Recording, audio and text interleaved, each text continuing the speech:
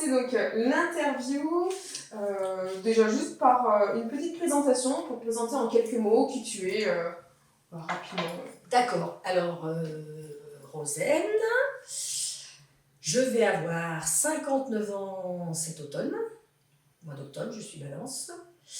Je suis diabétique mon diabète a été découvert quand j'avais 15 ans, j'étais sans doute diabétique depuis beaucoup plus longtemps. Je suis prof, collège de Cognac, prof d'histoire géo, et je suis très engagée dans 2 domaines, donc le domaine de l'éducation thérapeutique des patients et le domaine de la défense et de la sécurité nationale. Voilà, je suis réserviste citoyenne de la gendarmerie et présidente d'une association d'auditeurs dans le domaine de la défense. Je ne sais pas si c'est un effet du diabète, mais je n'aime pas qu'il y ait du temps pour trop penser. Si tu devais te définir en 3 mots, tu dirais quoi? 3 mots, c'est pas évident. Je crois que le mot qui viendrait tout de suite, c'est résiliente. Deuxième, c'est sans doute pugnace. Et le troisième, risque tout. Donc là, tu m'as dit que tu étais diagnostiquée à l'âge de 15 ans. Oui. Est-ce que tu as un souvenir un peu de comment c'était ta vie avant le diabète et après quand il y a eu le diagnostic? Alors, je sais que le diabète était là bien avant le diagnostic, puisque je me souviens d'avoir toujours très soif et d'être très attirée par le sucre. C'est quand j'ai compris le fonctionnement du diabète que je me suis rendu compte qu'en fait, il y avait un moment que j'étais diabétique. Par contre, pour ce qui est de la vie avant et de la vie après, je dirais qu'avant, j'étais quelqu'un de plutôt introverti, timoré, et que le diabète m'a quand même pas mal changé de personnalité, parce que je me suis dit que c'était pas parce que j'étais diabétique que je ne pouvais pas faire tout ce que j'avais envie de faire. Et en fait, finalement, je pense que si je n'avais pas été diabétique, il y a beaucoup de choses que j'ai fait dans ma vie que je n'aurais pas faites. Parce que j'étais plutôt flegmatique, pas très courageuse, un peu ronron, quoi. C'est pour ça que j'ai utilisé comme premier mot résiliente. L'acceptation, comme tout le monde, a été très très longue. Il a bien fallu 15-20 ans. Mais avant même l'acceptation, j'ai développé ce côté risque tout qui faisait que finalement je faisais des tas de choses que j'aurais sans doute pas fait. Oui, en plus c'était pendant l'adolescence, donc c'est aussi un moment charnière de la construction de soi. Découvrir un diabète, c'est très compliqué, mais se découvrir diabétique à l'adolescence, c'est horrible. C'est horrible, d'autant plus que c'était en 1981, donc il n'y avait pas d'accompagnement psychologique. La prise en charge de la maladie n'était pas du tout la même. Pour résumer, je dirais qu'on était dans le marche ou crève. Okay. Et du coup, le fait que je sois adolescente n'était absolument pas pris en compte. Il fallait tout de suite se plier aux contraintes de la maladie, alors que moi, j'avais déjà l'adolescence à gérer, construire une identité, construire un projet de vie. Et en fait, j'ai eu une assignation identitaire. À 15 ans, je suis devenue la diabétique. À une époque, il n'y en avait pas tant que ça. Donc, en tout cas, on n'en parlait pas. Et du coup, j'étais la diabétique. Et ce qui a été le plus difficile à gérer, c'est mes parents. Et surtout ma mère. Parce que c'est pareil, pas d'accompagnement psychologique de maman. Et la conviction pour elle que c'était de sa faute. Donc, parfois, c'était même plus difficile de gérer sa culpabilité que la prise en charge même de la maladie. Oui, parce que est-ce que toi aussi, tu culpabilisais aussi en retour Oui, bien sûr, parce que j'ai des souvenirs très prégnants de quand j'étais hospitalisée. J'ai été hospitalisée un 24 décembre et j'ai des souvenirs très prégnants de maman pleurant. Et moi, culpabilisant de la faire pleurer. On était dans une espèce de boucle de rétroaction pas particulièrement positive. Et vraiment aucun accompagnement. En fait, la culpabilisation et la culpabilité, elle était à tous les étages. Parce que quand j'étais en hypo, c'était de ma faute. Quand j'étais en hyper, c'était de ma faute. Quand je ne comprenais pas, c'était de ma faute. Voilà. Comme tu dis, à ce moment-là, il n'y a pas autant de suivi qu'il y a maintenant, où les parents sont bien suivis de près, où tout est expliqué. Voilà. Qu'est-ce que c'est le diabète. Il y a plus de mots qui sont peut-être mis maintenant et qui sont plus accompagnants. Plus accompagnement et puis une prise en charge qui est quand même moins rigide. Alors je ne sais pas si c'était lié à mon endocrino, mais d'après ce que j'ai compris pour discuter avec d'autres patients par la suite, c'était un peu le protocole de l'époque. Et on avait un protocole d'une rigidité incroyable. On était censé peser ce qu'on mangeait, J'avais des éprouvettes pour analyser mes urines. J'ai été la première en Savoie à avoir un appareil pour faire les dextros. Ok. Mais pendant longtemps, tout se faisait par l'analyse d'urine. Et moi, j'avais l'impression de vivre mon adolescence au milieu du pipi. Hein, donc c'est pareil, hein, en termes d'estime de soi, c'est pas particulièrement positif. Parce que le dextro, c'est récent. Oui, Ok. je pense que j'ai dû avoir mon appareil en 83, quelque chose comme ça. Ouais, donc ça reste très récent. Ouais, Le très problème, récent. avant, c'était vraiment au Que... niveau urinaire, quoi. Oui, Ouais. c'est-à-dire qu'en fait, on devait uriner dans des éprouvettes. Avec une pipette, on mettait des gouttes d'urine sur des cachets. Ok. Après, il y a eu les bandelettes D'accord. qui permettaient de mettre... alors, de toute façon, c'était ou horrible ou la nuance entre les couleurs, il fallait vraiment être très fin pour l'avoir. Et puis après, oui, les premiers dextros qui n'étaient pas remboursés. Et puis, de la même façon, j'ai eu les premières seringues jetables. Quand j'ai été hospitalisée en décembre 1981, il y avait encore des gens qui étaient hospitalisés avec moi, qui avaient des seringues qui faisaient bouillir. Ok, oui. Voilà. Et moi, j'ai vu ça, je me suis dit, oulala. Et en fait, j'ai eu les premières seringues jetables. Parce que même l'insuline, ça a vraiment évolué. Avant, il n'y avait pas d'insuline rapide. Il y avait pas Oui, et puis, elle était, voilà, il n'y avait pas de biogénétique. Ouais. C'était limite dangereux, hein, avec du zinc. Ah oui, alors, depuis 1981, parfois je me dis je suis le témoin de l'histoire de la prise en charge du diabète. Parce que aussi bien dans les protocoles que dans les appareils, j'ai suivi l'évolution. Mais en peu de temps, ça a vraiment évolué, mais on se dit, mais qu'est-ce que c'était la vie avant? Enfin, c'était vraiment... Il y a eu un moment pour moi qui a été intéressant. J'avais assisté à un conseil d'éthique, un comité d'éthique à l'hôpital. Okay. Et c'était une réflexion sur la non-observance chez les patients adolescents. Et il y a un médecin qui a dit ah, mais il faut les comprendre, il y a une telle technicité maintenant autour du diabète, que c'est compliqué, c'est plus compliqué qu'avant. Et en fait, ça m'a fait bondir, parce que ça plus rien à voir. Déjà, le passage à la dextro, c'était extraordinaire. Le passage au stylo, c'était un truc de dingue. Les pods qu'on change tous les 3 jours, n'en parlons pas. Alors moi, j'étais à 5 ou 7 injections par jour. Maintenant, la boucle fermée... Ça libère, il y a beaucoup qui parlent de charge mentale qui se libère avec la boucle fermée aussi. C'est presque dangereux. Parce qu'on perd tellement cette charge mentale que parfois on en oublie qu'on est diabétique. Et heureusement que la machine se met à hurler de temps en temps pour nous rappeler à l'ordre. Parce que je me suis surprise à plusieurs reprises à oublier, par exemple, de faire le bolus. Parce que je ressens plus... En ce moment, je ressens beaucoup d'hypoglycémie, la chaleur, mais je ressens plus d'hyper, je ressens plus d'hypo. Donc... tout va bien. Voilà. Le corps, il a... je vois même un peu mieux. Puisque l'équilibre fait que je retrouve une rétine un peu de meilleure qualité. Donc, oui, une grande partie de la charge mentale s'est envolée. La gestion du diabète, ça demande une telle gymnastique intellectuelle, un tel contrôle, qu'en effet, je comprends qu'à un moment, le lâcher-prise, ça soit angoissant. Contrôler, c'est rassurant. Surtout quand on maîtrise son sujet, quoi. Alors moi, non, je risque pas de revenir au stylo. Ah oui. Moi, quand je regarde les courbes, il m'arrive de regarder les courbes. Il m'arrive de regarder les courbes avec Christine Waterloo, d'ailleurs, et on regarde ça et on dit, mais c'est incroyable. Incroyable. Et d'autant plus que... Alors ça, c'est aussi une des particularités du diabète, c'est qu'on a l'impression d'être toujours évalué, un peu comme des élèves ou des étudiants, et avec une évaluation qui est rarement bonne. Soit c'est trop haut, soit c'est trop bas. Et là, c'est le contraire. L'évaluation est toujours excellente et c'est rare qu'on loupe quelque chose. Donc du coup, c'est gratifiant. Là, on a parlé un peu de ton enfance. Est-ce qu'il y a eu des moments où il me parlait un peu de rejet de la maladie ou comment... Ah oui, oulala.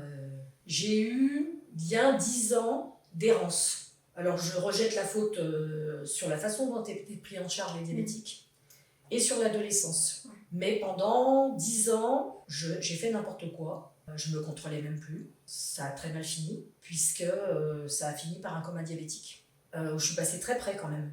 Et en fait, c'était un peu comme une course en avant, où il fallait que quelque chose m'arrête.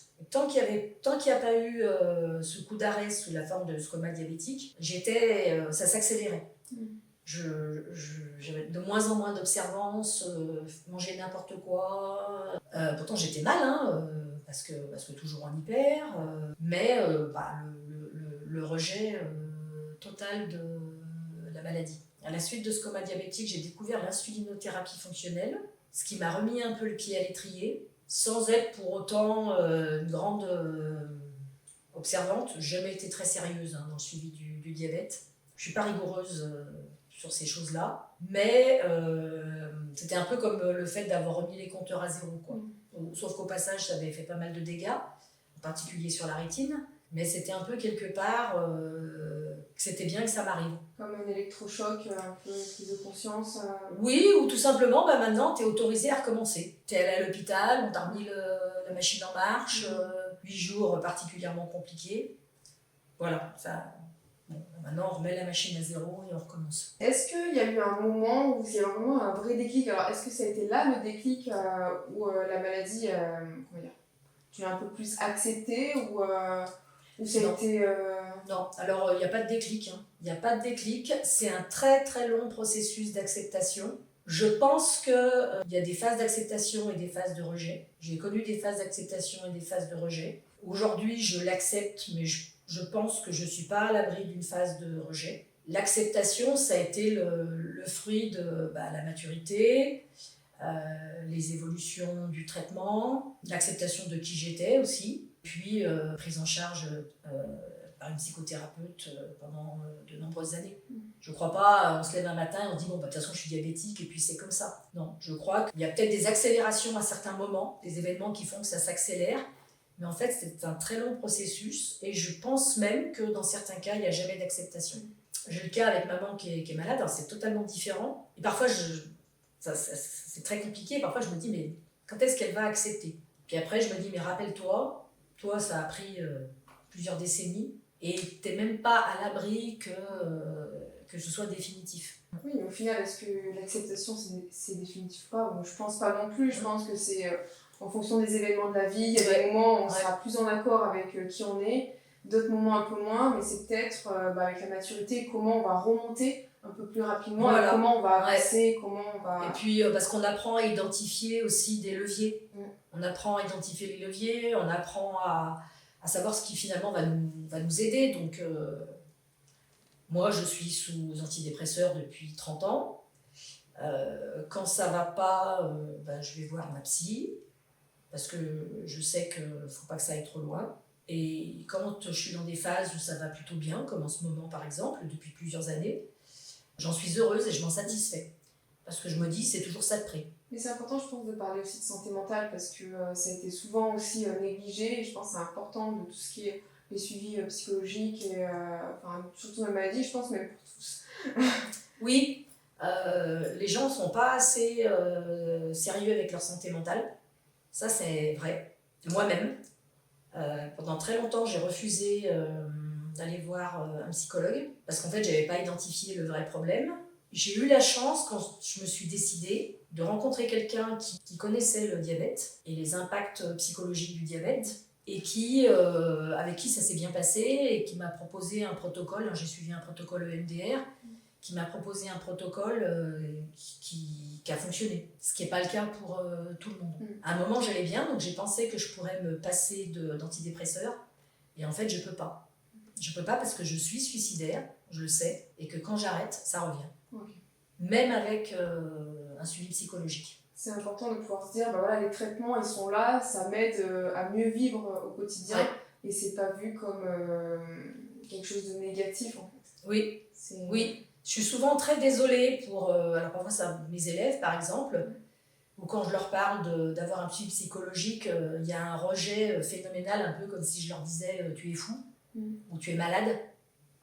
Alors que je suis bien placée pour savoir que de la même façon qu'on va chez le dentiste, il faut aussi, par moment, être accompagné au niveau de ses émotions, quoi.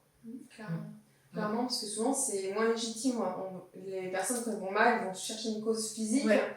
Et les causes psychologiques, elles ne sont pas légitimes parce que ça se voit pas, c'est invisible. Ouais. Et le fait que ça soit visible, elles sont plus reconnues aussi par rapport aux autres, que leur souffrance est réelle, et que quand ça se voit pas, se dire que la souffrance elle est réelle, c'est compliqué. Oui. Mais d'ailleurs, ça c'est un des aspects du diabète. Parce que en fait, le diabète c'est une maladie sournoise à 2 niveaux. Sournoise parce qu'elle fait des ravages à l'intérieur sans qu'on se rende vraiment compte, et sournoise aussi dans la relation à l'autre parce que moi la plupart des gens n'imaginent pas que je puisse être malade. Et quand je vais pas bien, quand j'ai un coup de pompe, j'ai du mal à trouver une écoute parce que ça se voit pas. Le diabète est une maladie invisible, voilà. Alors bon, tant mieux, hein, je ne veux pas porter en bandoulière je suis diabétique. Même si je le fais plus maintenant, parce que justement, avec l'âge, j'ai plus souvent besoin d'aide. Mais c'est compliqué pour ça. Tu as l'air d'être très actif, donc comme tu es très actif, tout va bien. Il n'y a aucun souci, et il n'y a pas ce côté. C'est pas parce que tout va bien en apparence que... Voilà. Pendant très longtemps, quand j'étais en hypoglycémie ou en hyperglycémie, je faisais cours. Je me suis même piquée en cours, je mange. Et là, avec l'âge, je n'y arrive plus. Je sens que dans mon établissement scolaire, il y a une incompréhension. Parce que maintenant, je sors de cours, je vais m'allonger, j'attends que ça passe, alors que pendant 30 ans, je ne l'ai pas fait. Ils ont du mal à faire coïncider Rosen, qui a toujours plein de projets, qui fait plein de trucs... Qui parle fort, et Rosen qui d'un seul coup est plus ou moins couché par terre et avec des machines qui hurlent partout et qui dit laissez-moi quoi. Il y a une sorte d'incompatibilité. Je crois que les diabétiques peuvent être dans l'enseignement depuis les années 70. En termes, on va dire, législatifs, ça a posé aucun problème. Quand j'ai commencé à vraiment avoir des problèmes de vue, j'ai demandé une reconnaissance RQTH pour une histoire un peu interne à l'établissement, parce que je voulais pouvoir me garer proche de l'établissement la nuit quand on sort de conseil de classe. Parce qu'en fait, j'ai plus de champ visuel et je vois très mal. Je pense que ça a été la première fois où vraiment les gens se sont rendus compte que, j'étais malade. Ça a été très compliqué pour moi de le faire. Je voulais pas, parce que je voulais être comme tout le monde. Et puis maintenant, je ne le regrette pas, parce qu'en fait, je suis pas comme tout le monde. J'ai des difficultés, et c'est bien aussi que les gens s'en rendent compte, qu'ils exigent pas de moi des choses que je suis pas en capacité de faire. Mais ça aussi, ça fait partie de l'acceptation. Se dire, de toute façon, c'est comme ça. Hein. Alors, est-ce que tu as ressenti un impact sur ton estime de soi avec le diabète ? Plusieurs autres raisons que le diabète, j'avais pas d'estime de moi-même. Le diabète, ça n'a pas arrangé les choses. Surtout à l'adolescence. Et en fait, au fil de l'acceptation, ça a plutôt joué le rôle inverse. Tout ce que j'ai fait malgré le diabète m'a amené à dire, mais en fait, ma fille, t'es une battante, t'es une warrior. Finalement, à renforcer mon estime de moi-même. Pareil, hein, c'est sinusoïdal. Des périodes où ça monte, des périodes où ça descend. Mais je dirais que plus l'acceptation a été prégnante, et plus ça a renforcé l'image de moi-même. L'ETP, par exemple, les formations que j'ai suivies en ETP m'y ont aidé d'ailleurs. Et en particulier quand j'ai suivi le DU éducation thérapeutique du patient de l'université des patients, où en fait ils sont vraiment dans une démarche de dire que la maladie chronique développe un certain nombre de compétences que les autres n'ont pas. Ça m'a permis de conscientiser tout ça dont j'avais pris conscience, mais vraiment de le formuler presque sous forme d'un CV. Et de me dire, finalement, ma fille, je crois qu'il n'y a pas beaucoup de gens qui se rendent compte à quel point tu es puissante. Moi, je me considère comme quelqu'un de très puissant. Et tout à l'heure, je disais risque tout. En fait, il n'y a pas grand-chose qui me fait peur. Tout simplement parce que souvent, le pire m'est déjà arrivé. Et que la gestion de crise, là, je vais passer 3 jours abominables, à faire des hippos, à avoir des problèmes avec la chaleur, c'est juste infernal.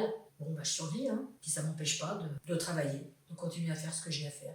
Alors souvent ça choque les gens quand je dis ça, mais finalement dans ma vie le diabète a été une chance. Parce que, comme je te disais, il y a plein de choses que je n'aurais pas fait si je n'avais pas été diabétique. Mais tu prends l'exemple de la vue. Ouais. En fait, c'est quand j'ai commencé à avoir des problèmes de vue que j'ai commencé vraiment à regarder les choses, à apprécier la couleur des arbres, par exemple. Alors qu'avant, voilà, on se lève, on fait les choses, et puis on ne s'arrête pas pour regarder. J'adore l'automne, et l'automne, j'en profite, parce que je sais, alors ça s'est calmé, mais j'ai eu un moment où j'étais près de perdre la vue. Okay. Donc je sais apprécier les couleurs, que je vois pas que les mêmes que tout le monde, mais celles que je vois, je les aime. Tu vois, je suis très colorée, après avoir été pendant des années habillée tout en noir. Okay. Mais maintenant, couleurs. Les couleurs. Tellement de couleurs autour de nous, il y a tellement de choses à voir, tellement de choses à apprécier, que je me mets au diapason.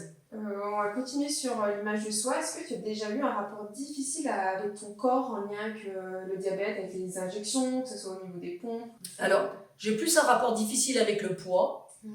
Je sais qu'il y a beaucoup de gens qui ne veulent pas de pompe parce que un système externe qui se voit, ça leur pose problème.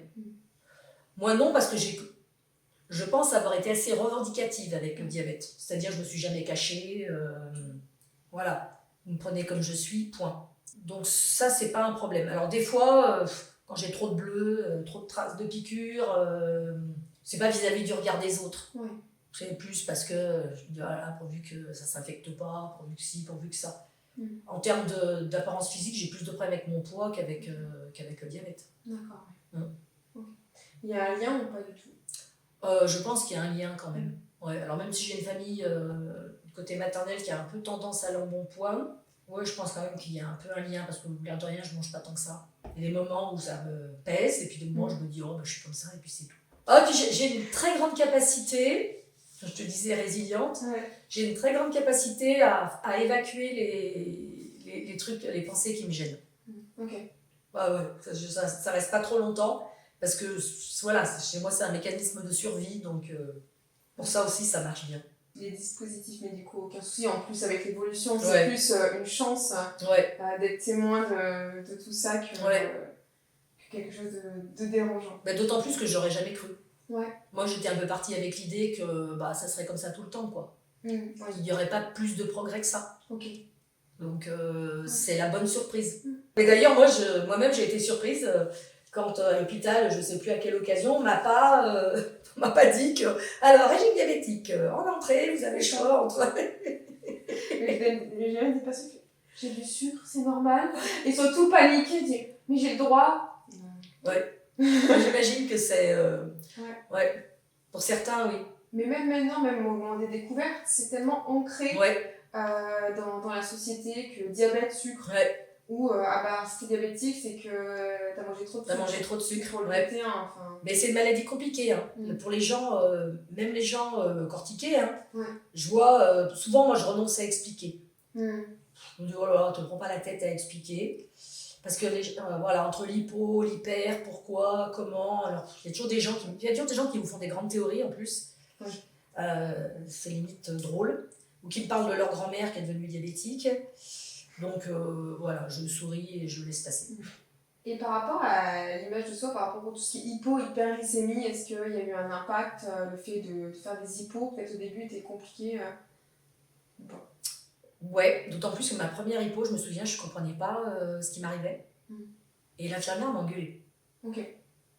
Peut-être elle ne m'a pas expliqué. Donc, moi, je suis quelqu'un qui a besoin qu'on m'explique. L'hyper, c'est la souffrance parce qu'il faut boire et aller aux toilettes. Donc voilà, l'hypo c'est plus gênant socialement parce qu'en fait on perd les pédales et ça c'est a posteriori qu'on se dit les gens ils ont dû se demander, penser que j'avais bu, voilà. Okay, même si après je suis en hypoglycémie, on m'explique, mais bon quand même il n'y a pas longtemps là j'étais en hypoglycémie, je me dis mais c'est vraiment j'étais dans les couloirs de l'établissement parce que j'ai pas arrêté ces dernières semaines d'en faire et je me disais mais quelqu'un d'extérieur qui me voit il va penser que j'ai bu quoi. Donc il y a un peu cet aspect-là. Mais après, en même temps, moi je me dis, après si les gens ne veulent pas comprendre, ou s'ils ne comprennent pas, ça les regarde eux, pas moi. Et je pense que j'ai toujours été un peu comme ça. Justement dans cette idée un peu revendicative. Écoutez, je suis comme ça et puis c'est tout, quoi. Oui, il y a pas eu de moment où tu as pu cacher que tu étais diabétique, tu as toujours été... Ah oui, alors, ouais, c'est-à-dire qu'en fait, je le dis pas, Ouais. mais quand ça se voit, je le cache pas. Ok, ouais. Voilà. Ça te regarde toi, mais pas les autres. Voilà. Mais c'est même, il n'y a pas longtemps, j'ai été surprise parce que l'association dont je suis présidente, il y a 15 ans, je suis dans cette association avec des gens qui sont avec moi depuis 15 ans. Et puis à un moment, ça allait pas bien, je dis, oh, mais là, de toute façon, ça va pas bien, il faut que je mange. Ah bon Je dis, oui, bah oui, avec mon diabète. Ah bon, t'es diabétique Je dis, ah tiens, c'est marrant, il s'en était jamais rendu compte. Ouais. Alors, ça fait des années... Bah ouais, alors ça fait des années, mais en fait, sans doute, on n'a jamais eu l'occasion d'en parler. Peut-être qu'on s'est toujours vu des moments où les appareils étaient cachés, mais voilà. Et puis, il n'y a pas eu de conversation sur le sujet, on est passé à autre chose, et puis voilà. Après, ça reste, même s'il y a pas mal de stéréotypes en lien avec le diabète, des idées reçues, ça reste aussi quelque chose d'assez connu. Oui, et puis, maintenant oui. Ouais. Oui, maintenant. Maintenant oui. Oui, oui.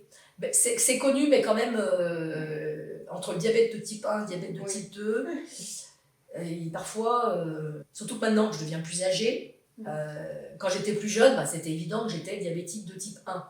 Maintenant que je suis plus âgée, les gens pensent que je suis diabétique de type 2.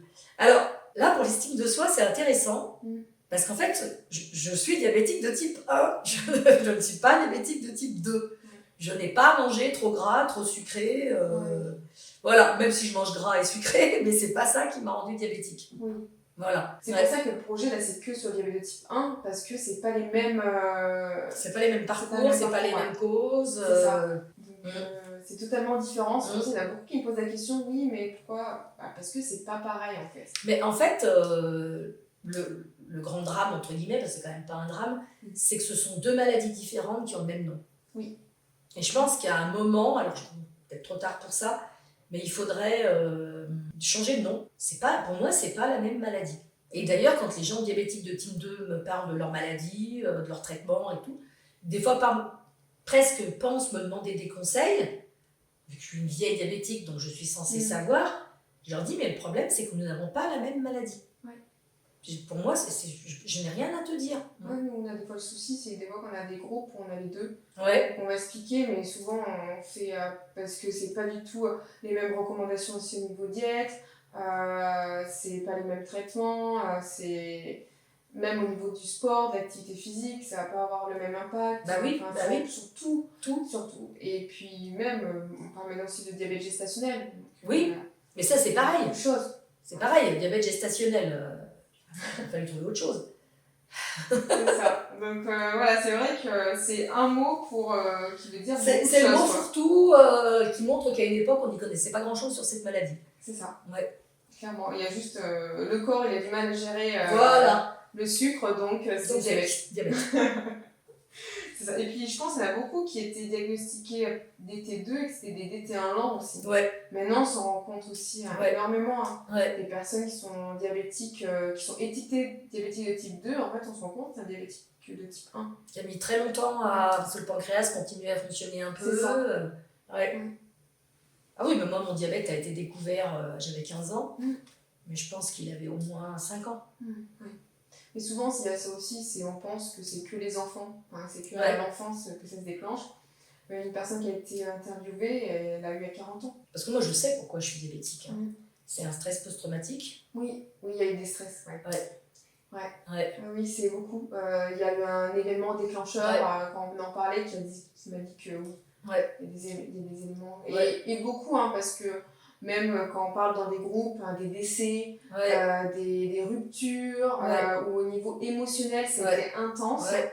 Et après, là, on n'a pas de faits scientifiques qui montrent que, mais en tout cas, il y a beaucoup de témoignages en tout cas qui parlent moi je suis très impressionnée parce que quand je rencontre des diabétiques, alors j'aime pas trop rencontrer des diabétiques, surtout les diabétiques qui parlent que de leur diabète, mais souvent quand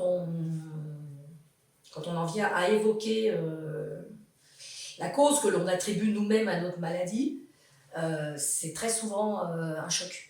Et je vois même dans mes élèves, alors sauf mes élèves maghrébins, où il y a un terrain génétique terrible, mais chez mes élèves qui ne sont pas d'origine maghrébine et qui ont un un diabète de type 1, quand on finit par d'en discuter et qu'il y a une certaine confiance qui s'installe, je me rends compte que souvent c'est aussi un événement traumatisant. Est-ce que tu penses qu'il y a des qualités qui t'ont aidé à mieux vivre avec le diabète, à avancer avec ça? En fait, c'est l'histoire de la poupée de l'œuf. Ouais. Est-ce que c'est des qualités que j'ai développées parce que j'étais diabétique Mm. ou est-ce que c'est des qualités que j'avais qui m'ont aidé à surmonter? Oui. Alors après, je suis une famille maternelle plutôt têtue, donc je pense que ça a peut-être aidé, la pugnacité. Au début de notre entretien, tu me demandais comment était la vie d'avant. Pour moi, j'ai vraiment l'impression que dans ma vie, j'ai été 3 personnes différentes à 3 moments différents. J'ai été une personne avant d'être diabétique, je suis devenue une autre personne quand je suis devenue diabétique, et je suis devenue une autre personne quand j'ai commencé à prendre des traitements pour la psychothérapie. Et finalement, je me dis, quelle est la vraie personne? Quelle est la vraie Rosaine? Est-ce que c'est celle d'avant diabète ou est-ce que c'est celle de maintenant, diabétique, qui s'occupe de sa santé mentale? Ou est-ce que c'est toute... Voilà, exactement. Mais c'est souvent une question que je me pose. Je me dis, quelle personne aurais-je été si je n'avais pas été diabétique? Ça, c'est la grande question. Et s'il ne m'était pas arrivé ce qui m'a rendu diabétique. Donc, je ne le saurais jamais, bien sûr. C'est le principe même de la chose. Mais c'est ma principale question existentielle. Là, on parle beaucoup, je suis diabétique. Et c'est une réflexion que j'amène à chaque interview, c'est que souvent, c'est une maladie, on dit je suis et pas j'ai. Quelle est ta vision par rapport à ça? Ouais. Quand j'étais allée dans ce comité d'éthique sur la non-observance des adolescents, tout le monde parlait de choses qu'ils ne connaissaient pas. Et donc, vous aviez par exemple, oui, mais ce n'est pas propre aux diabétiques, parfois il y a même des malades du cancer qui sont non-observants. Et je sentais la mayonnaise qui montait. Et en fait, quand j'ai pris la parole pour la première fois, j'ai dit, mais là, je crois que vous ne comprenez pas. J'ai un cancer, je suis diabétique. La différence, il est dans le verbe. Être diabétique, c'est une identité. Je ne suis même pas sûre que les maladies qui deviennent chroniques, parfois comme certains cancers, deviennent une identité. Je ne suis pas sûre que les gens disent je suis cancéreuse. Par contre, le diabète, c'est vraiment une identité. Ouais, c'est vrai que c'est pas toutes. Il y a souvent les maladies chroniques, par exemple l'épilepsie, c'est je suis épileptique. Voilà. C'est pas seulement dire j'ai une épilepsie, c'est je suis. Ouais. Parce que, Parce que en fait, ça résume bien tout ce que je viens de dire. C'est-à-dire qu'en fait, c'est une telle composante de ta personnalité, de ton fonctionnement organique, de ton emploi du temps, de ce que tu peux faire comme métier, puisqu'il y a encore des métiers qui sont interdits aux gens qui ont ce type de maladie chronique. Le fait de dire « je suis diabétique » prend tout son sens. J'ai essayé à une époque, quand j'avais pris conscience de ça, j'ai essayé de me dire « j'ai un diabète ». Mais ça ne marche pas. J'y arrive pas. Même si dans l'acceptation, ce qui a joué un très grand rôle, tout à l'heure on parlait de l'acceptation, mais pour moi ce qui a joué un très grand rôle dans l'acceptation, c'est quand j'ai rencontré Christine Waterloo et que pour la première fois, je rencontrais un médecin qui ne me parlait pas de moi, mais de ma maladie. C'est-à-dire, on posait la maladie sur la table et on parlait de la maladie. Et on ne parlait pas de Rosaine qui ne faisait pas ce qu'il faut. Ça a beaucoup aidé à l'acceptation. Parce que c'était vraiment me reconnaître une identité qui était autre que celle de juste la diabétique. Parfois, les gens sont un peu surpris par tout ce que je fais et par toutes mes identités, ou mes casquettes, on dirait. Mais en fait, en discutant avec toi, je me rends compte que c'était peut-être justement pour pas être limitée à cette seule identité de « je suis diabétique ». Je suis réserviste de la gendarmerie, je suis présidente d'une association, je suis patiente, je suis prof, voilà. On est multiples, il n'y a pas que la maladie. Souvent, c'est vrai que j'aime bien prendre l'exemple de quand on se présente. On va se présenter par notre nom, notre prénom, directement par notre métier. Et après, la maladie, tu vois, elle arrive aussi. Mais c'est intéressant de voir comment on se présente, ça montre aussi comment on se perçoit aussi nous-mêmes. Et quelle place on donne à la maladie dans son identité. C'est ça. Souvent, je pense aux gens qui se sont interdits de travailler, par exemple, à cause du diabète. Une fois, j'étais venue là quand on avait testé une une des activités ETP de la fin de la semaine, là, avec les cartes. Ouais. Et il y avait une dame qui m'avait fait beaucoup de peine, parce qu'en fait, elle s'interdisait tout du fait de la maladie, et elle s'interdisait même de prendre le pouvoir sur la maladie. Ah, moi, c'est mon fils qui gère. C'est mon fils. À plusieurs reprises, elle a dit, c'est mon fils qui gère. Je peux pas travailler, je peux pas faire ci, je peux pas faire ça. Et à plusieurs reprises, je dis, mais quand on est diabétique, on est des warriors. Parce que même si on s'interdit de prendre le pouvoir sur la maladie, il y a des moments où de toute façon, on n'a pas le choix. On n'a pas le choix. Qu'est-ce qui est le plus urgent là, dans ce qui est en train de se passer? C'est soi-même qui devons décider. Donc oui, non, c'est très intéressant. Je trouve que c'est très intéressant de parler de ce verbe-là, je suis ou j'ai. Et c'est souvent beaucoup plus j'ai un diabète quand c'est des personnes diabétiques de type 2. Oui. Proportionnellement, dans leur vie, souvent, ça n'a pas pris la même place. C'est ça. Mais par contre, j'ai l'impression que l'acceptation n'est pas plus facile pour les gens qui ont un diabète de type 2. Non. Non, parce qu'il y a encore plus de culpabilité. Ouais. Il y a encore plus de culpabilité parce qu'ils souvent disent mais c'est ma faute. J'ai pas fait ce qu'il fallait. C'est ça. Et des fois, moi je leur dis, des fois, oui, il peut y avoir des facteurs de risque, mais des fois non. Et il y a des personnes qui peuvent faire attention et qui, facteurs génétiques. Ah oui, mais ça de toute façon. Alors moi j'ai compris une chose, c'est que ma maman, elle a fait 2 AVC pendant le confinement. Elle n'a jamais bu d'alcool, elle est allergique à l'alcool. Elle n'a jamais fumé. Elle marchait 2 heures par jour. Elle mangeait bio, local et tout, parce qu'ils ont un grand jardin et ainsi de suite. D'où ça sort? La vie, elle est comme ça. C'est ça. Enfin, je vais être vulgaire, la vie, c'est une salope. Elle te tombe dessus, elle te fait pas de cadeaux. Et après, il faut construire avec ce qu'elle te donne. Moi, j'ai appris ça. Hein. La vie donne des choses, il faut vite les attraper, vite les choper. Et puis le reste, il faut gérer. Souvent, je parle du cancer. Souvent, du cancer du poumon, je dis, ils n'ont jamais fumé toute leur vie, ils ont un cancer du poumon. C'est pareil que le diabète.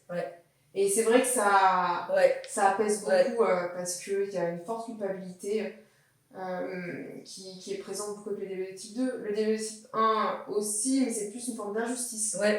Oui. Pourquoi moi? C'est le truc, c'est pourquoi moi? C'est plus cette notion-là. C'est pour ça que c'est... Après, le pourquoi moi, justement, alors, je sais pas si c'est illusoire, mais le fait d'identifier ce qui pourrait être la cause du diabète, ça aide aussi à répondre à cette question pourquoi moi. Ça met une cause sur quelque chose qui semble tellement aléatoire, injuste, débarquant de nulle part, voilà quoi. Oui, ça permet de mettre du sens, parce que je pense que quand il n'y a pas de sens, c'est beaucoup plus difficile. Une sorte d'idée de punition immanente qui est pas facile à gérer. Là, un peu plus par rapport, on a déjà un peu parlé du regard des autres et des relations sociales, mais est-ce que donc il y a un peu de jugement, de ressenti par rapport aux autres? J'ai pas souvenir d'avoir, alors peut-être que c'est arrivé, mais j'ai pas souvenir d'avoir suscité de la pitié de la part de quelqu'un, plutôt de l'admiration, de voir comment je gérais ma vie avec cette maladie. En tout cas, ce que les gens que j'ai rencontrés ont exprimé, c'était plus ça que de la pitié. Et je pense qu'il y a aussi une question de posture. Oui. De comment tu es, ça va renvoyer ça aussi. Voilà, c'est-à-dire je me plains jamais. Enfin, je commence un peu maintenant, mais bon, je me suis jamais plaint d'être fatiguée. Je me suis jamais plaint je continuais à faire ce qu'il y avait jamais à faire, quel que soit l'état.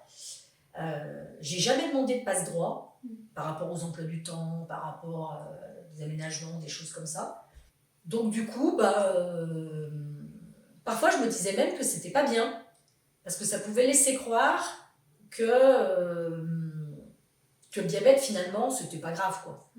Ça n'empêche pas d'être comme tout le monde. Alors moi, ça m'empêchait pas d'être comme tout le monde, mais c'est pas le cas de tout le monde. Je crois, de se dire, peut-être le fait de beaucoup compenser pour être, entre guillemets, comme tout le monde, être dans la norme, est-ce que ça peut pas être préjudiciable Finalement, ça peut finir par être préjudiciable. Comme là, on peut voir avec le travail, il est tellement connu que... de s'adapter, que maintenant il y a plus de fatigue, c'est un peu mal vu parce qu'ils sont toujours connus. Exactement, C'est faire entendre à l'autre que là j'ai des besoins, j'ai besoin de me reposer Ah ouais, c'est une nouvelle étape, hein, et puis voilà. Dans tout ce qui est relation beaucoup plus amicale ou même relationnelle, est-ce qu'il y a eu des impacts du fait qu'il y ait le diabète ou pas? Non, Non, pas. non, je crois pas. Parfois, souvent, les gens, ça fait un moment qu'on se connaît, Ouais. qu'ils découvrent que je suis diabétique, mais non. Alors, je fuis les malades. Par exemple, tu t'es pas mis dans des associations avec le diabète? Oh non, surtout pas. Surtout pas. Ou faire des choses avec d'autres personnes? Non, Ouais. non. J'ai... comment ça s'appelle? Je suis allée une fois dans le groupe des patients ressources là, que gère l'UTEP. Ok, oui. Ça a vraiment confirmé mon idée que je ne peux pas être avec des malades. Si c'est possible d'en parler, pourquoi? Parce que souvent dans ce genre de groupe, les gens ils vivent quand même beaucoup à travers leur maladie. Ils renforcent ce côté identitaire. Je comprends, hein. Ouais. Chacun sa façon de gérer sa maladie. Mais j'ai du mal avec ça. Je me sens pas bien, ça m'énerve, parce qu'on a tellement plus de chance. Moi j'y suis allée parce que je me suis dit que peut-être j'avais quelque chose à apporter. Et en fait, non, parce que je suis dans le jugement. Donc ça sert à personne, donc j'y vais pas. C'est ce que j'avais trouvé intéressant quand j'avais participé à cet atelier ETP. Alors là, pour le coup, c'était des diabétiques. Du coup, ça avait plus de sens pour moi. Mais il y avait 6 ou 7 personnes et en fait, il n'y en a pas une qui vivait sa maladie de la même façon. Ouais. Donc du coup, ça rend d'autant plus compliqué pour les soignants l'accompagnement. Parce qu'il n'y a pas de recette applicable à tout le monde. Oui. Je pense que c'est une posture aussi d'écoute et de dire que tout est possible d'une certaine façon. C'est que chaque personne, même là, le projet, chaque personne avec qui je parle, il y a des similitudes dans certains trucs, mais chaque personne est différente, elle va parler de son ressenti, va parler de sa vie. Et c'est aussi pour montrer que on peut vivre aussi comme on l'entend, bien sûr. Ouais, et puis être plus dans... Mais c'est ça aussi que moi j'apprécie dans l'évolution de l'endocrinologie vis-à-vis des diabétiques. C'est-à-dire que maintenant, j'ai le sentiment que vous êtes plus dans l'accompagnement. Alors qu'avant, vous étiez dans le cadre. Ouais, et dans le faire. Et dans le faire. Ouais. Clairement.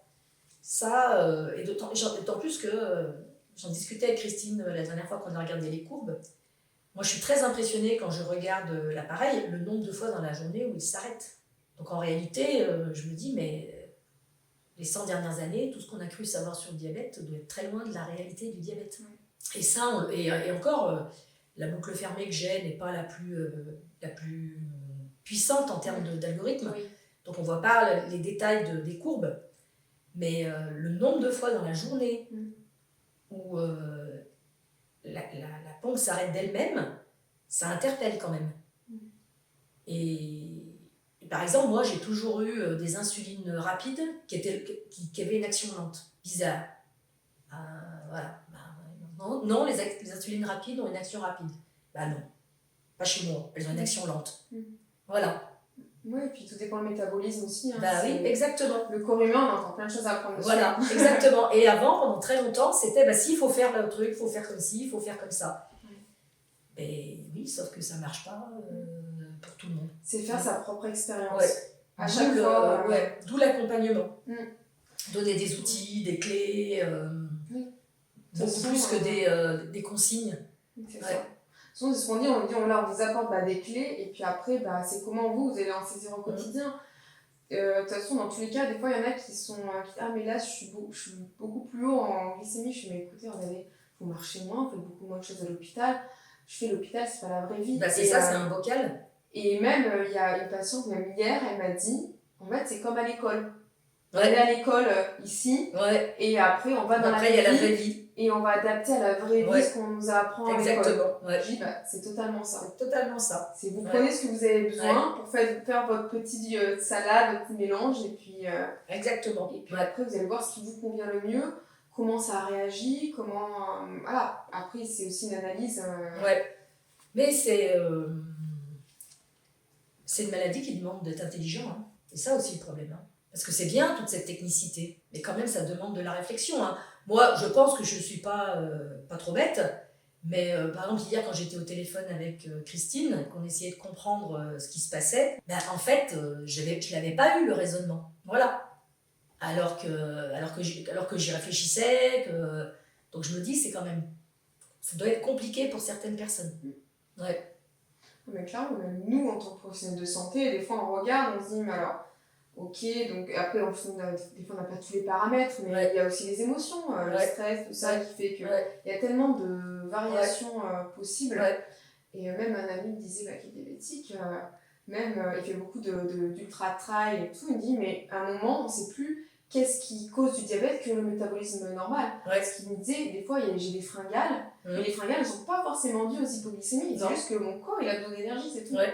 Non, et puis des fois, quand on fait des très fortes activités physiques, on se dit, je vais être en hypo, et on se retrouve en hyper. Oui, c'est ça. Donc, où est la logique dans tout ça? Parce qu'il y a l'adrénaline en fonction de quel type de sport. Exactement. Et c'est intéressant parce qu'il disait toujours au début de course, il y a l'adrénaline, donc il monte en hyper. Et après, comme c'est sur la longueur, après il va descendre. Donc il sait que quand il va descendre, il va pouvoir prendre. Mais en fait, comme on dit, c'est une intelligence, une analyse. Et les personnes, je pense, qui arrivent super bien à gérer, c'est qu'ils aiment en fait, ils aiment analyser. Et ils aiment pouvoir piloter leur diabète. C'est ça. Et pas tout le monde a cette appétence-là à analyser et surtout sa maladie. Ah non, c'est ça. Je pense qu'il y a aussi quand ça concerne aussi la personne en Ok. Et au niveau de la famille, dont on a parlé tout à l'heure, c'était un petit peu compliqué aussi avec le regard des autres, avec la compréhension. Est-ce que c'est ok pour toi d'en parler un peu plus ou pas? Oui, ça ne me dérange pas d'en parler. Ça a toujours été compliqué avec ma famille. Déjà, il y avait la part de culpabilité de ma mère, qu'elle a un peu rejetée sur moi. C'est-à-dire que quand ça n'allait pas, c'était de ma faute. Hein, donc ça aidait pas à aller mieux. Mon père, lui, avait plutôt tendance à considérer que c'était un truc qui l'emmerdait, donc il ne voulait pas le savoir. Et ma sœur s'est retrouvée presque infirmière, quoi. À toujours faire attention à comment j'allais, à vouloir prendre soin de moi. Donc du coup, ça fait des relations familiales un peu singulières, qui sont pas naturelles. Oui. Voilà. Oui, parce que ta sœur a pris un peu le rôle de la mère. Voilà, oui. Et puis, à une époque, je voyageais beaucoup avec ma sœur. Et du coup, elle était un peu, celle qui veillait à ce que ça se passe bien, quoi. Parfois, j'avais même le sentiment d'être un bébé. On ne le sait pas, de marge de manœuvre. Hein. Alors, je ne sais pas si c'est parce que ça la rassurait elle ou elle a tout simplement cette nature-là. C'est elle qui s'occupe de notre maman, donc je pense qu'elle a un peu une nature à vouloir prendre soin des autres. Mais c'est compliqué. De toute façon, les relations que j'ai avec ma famille sont compliquées. Le diabète, ça n'a pas arrangé les choses. Même sur des très très proches, très familles, je m'occupe beaucoup de maman. Voilà, c'est pas le truc le plus simple. Et actuellement, on va repasser à aujourd'hui. Comment tu te perçois aujourd'hui avec tout ça, toutes ces parts de toi? Comment tu es avec toi-même aujourd'hui? Alors aujourd'hui, j'aborde la phase où je réfléchis au fait que bientôt je ne vais plus travailler, ou en tout cas beaucoup moins travailler. Donc je suis surtout préoccupée par ce que je vais faire. Parce qu'il faut que je m'occupe, même si j'ai déjà largement de quoi faire. Mais du coup, avec la boucle fermée, l'état de santé qui s'améliore, je me projette pas tellement sur ce que pourrait être l'évolution du diabète. Ce qui n'était pas le cas avant.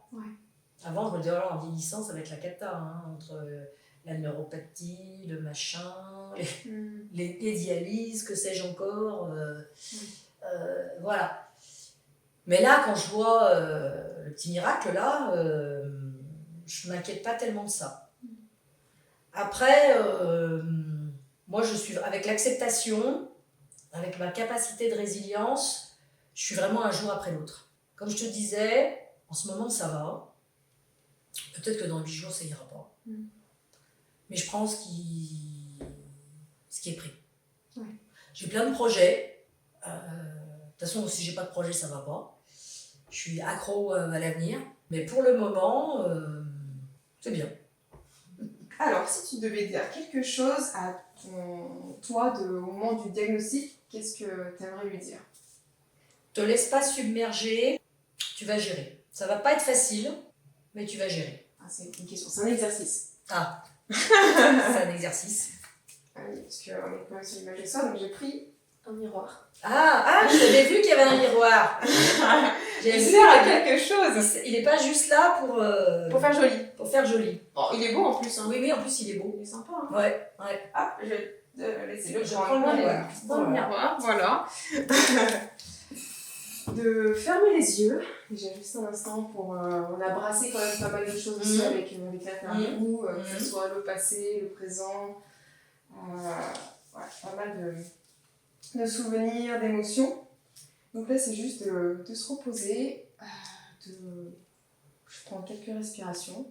Et l'objectif, c'est que avant que tu ouvres les yeux, c'est d'assembler un peu toutes ces facettes qu'on a pu dire tout à l'heure, de les intégrer en toi. Et de quand tu vas ouvrir les yeux, de voir cette personne-là avec toutes ses facettes. Et qu'est-ce qu'elle te dit? Et si tu as besoin de dire des mots à l'oral, tu peux partager. Mais vraiment de pouvoir te voir avec toutes ces facettes-là qui font qui tu es aujourd'hui.